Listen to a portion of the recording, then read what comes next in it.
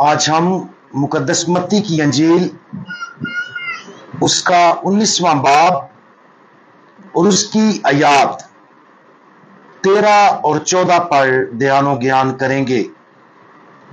और आज हम बच्चों से यीशु की मोहब्बत इसके बारे में सुनेंगे। तब बच्चे उसके पास लाए गए ताकि वो उन पर हाथ रखे और दुआ करे, लेकिन शागिर्दों ने उन्हें झिड़का।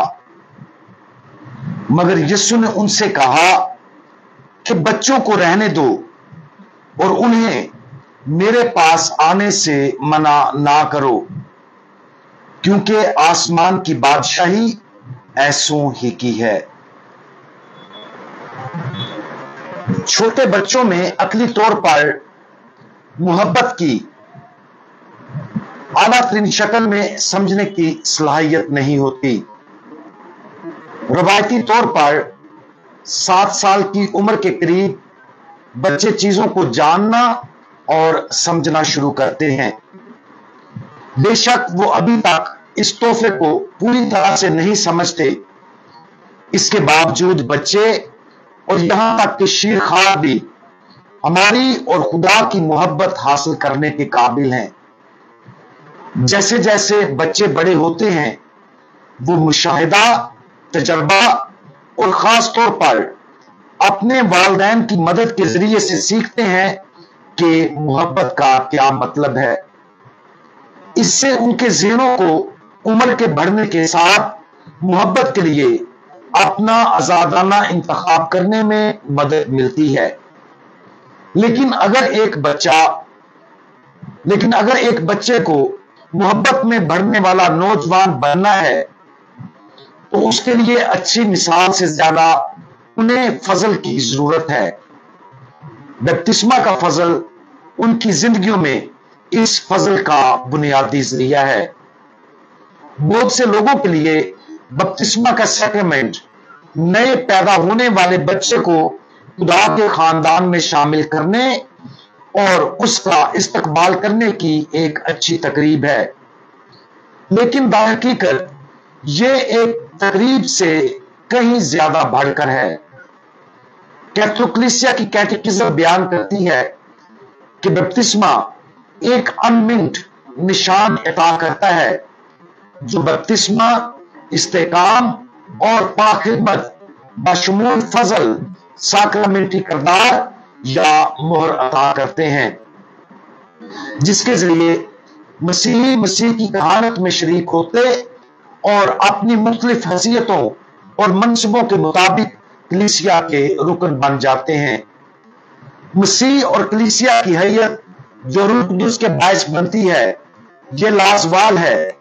हर मसीह के लिए फजल मुस्बत इजहार, वादा और इलाही तहफ़्फ़ुज़ की जमानत, इलाही परस्तश की और कलीसिया की खिदमत की बुलाहट दायमन कायम रहती है।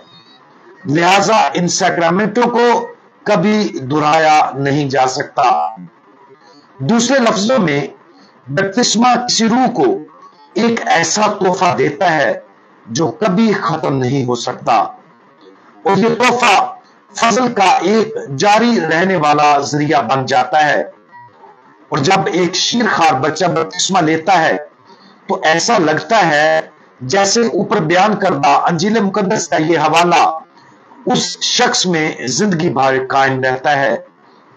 इस सैक्रामेंटी फजल की वजह से खुदावंद यीशु मसीह इस बपतिस्मा याफ्ता रूह से मुसलसल कहता है, मेरे पास आओ।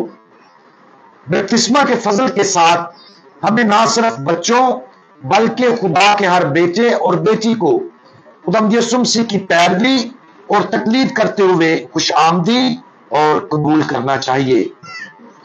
अगर शागिर्दों ने शुरू में बच्चों को खुदावंद यीशु मसीह के पास आने से रोकने की कोशिश की, लेकिन हमें ऐसा नहीं करना चाहिए। हमें यह समझना चाहिए कि हमारी इंसानी फितरत के अंदर एक हकीकी आजमाइश है जो दूसरों को खुदा के पास आने और उसके साथ मोहब्बत से रोकती है। गुस्सा, गुरूर, हसद और इस तरह की चीजें हमें दूसरों में तब्दीली और खुदा का उन्हें अपने करीब लाने में रुकावट बन जाती है। जब यह आजमाइश हमारे अंदर शुरू हो तो हमें खुदावंद यीशु मसीह को यह कहते हुए सुनना चाहिए, बच्चों को मेरे पास आने दो और उनको मत रोको। आज खुदावंद यीशु मसीह के इन नरम और दावती अल्फाज पर गौर करें। किसी ऐसे शख्स को ज़हन में रखने की कोशिश करें जिससे हम खुदावंद के पास आने से रोकने की कोशिश कर सकते हैं। क्या हम तमाम लोगों की पाकीज़गी चाहते हैं? क्या हमारी जिंदगी में कोई ऐसा है जिसे खुदावंद यीशु मसीह के पास आने, गले लग जाने और बरकत मिलने में हम उसकी हौसला अफजाई करने में मुश्किल महसूस करते हैं? खुदावंद यीशु मसीह के दिल को सामने रखकर देखें और दूसरों को गले लगाने को अपना फर्ज समझें, जैसा कि उसने उन बच्चों को गले लगाया था।